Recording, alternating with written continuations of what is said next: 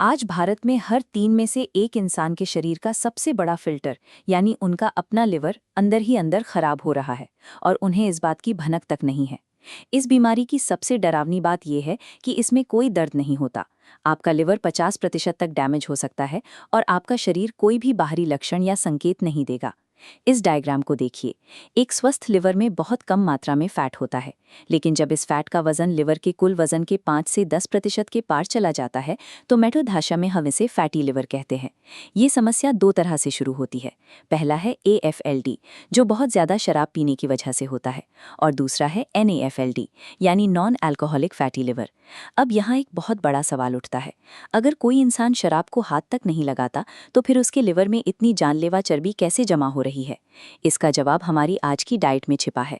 हमारी गलत खानपान ने शरीर के सबसे अहम सुरक्षा अंग को एक टिक टिक करते टाइम बॉम्ब में बदल दिया है।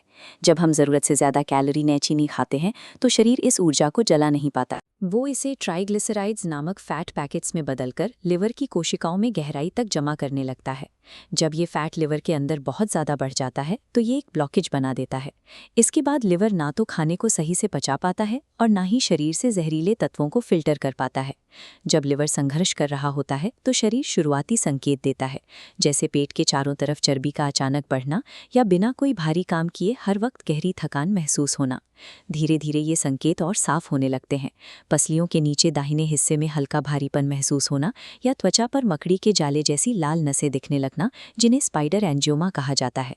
शरीर में दिखने वाली ये छटपटाहट असल में अंदरूनी अंगों के दम घुटने का एक इमरजेंसी अलार्म है, जो बता रहा है कि आपका एक महत्वपूर्ण अंग धीरे धीरे डैमेज हो रहा है। मेडिकल टाइमलाइन देखें। स्टेज 1 सिंपल स्टीटोसिस में फैट जमा होता है। स्टेज 2 नैश में खतरनाक सूजन आती है। स्टेज 3 फाइब्रोसिस में स्वस्थ टिश्यू की जगह स्कार्स बनते हैं। अंत में स्टेज 4 सिरोसिस, जहां लिवर सिकुड़कर काम करना बंद कर देता है। इस आखिरी स्टेज में पहुंचने पर शरीर में गंभीर लक्षण दिखने लगते हैं। आंखों और नाखूनों में पीलापन, भूख का खत्म हो जाना, पैरों में भारी सूजन आना।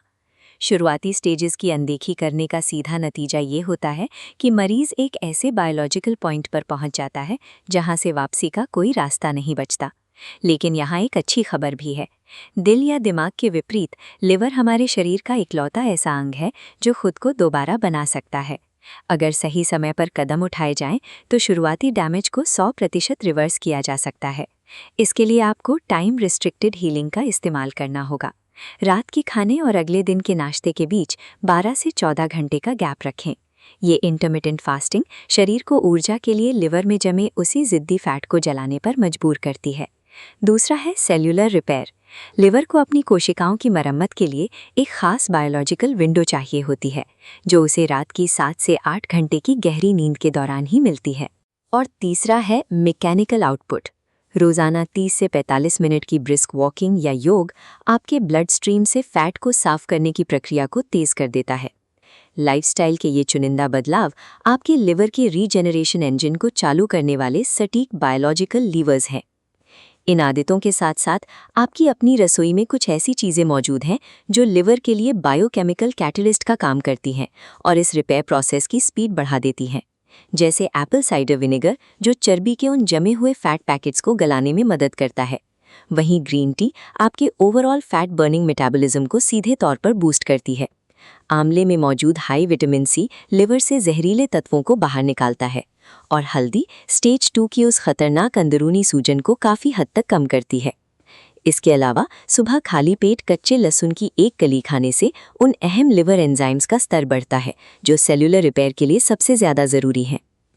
फैटी लिवर का डायग्नोसिस आपके शरीर का वो आखिरी वार्निंग सिस्टम है जो तुरंत सुधार की मांग करता है।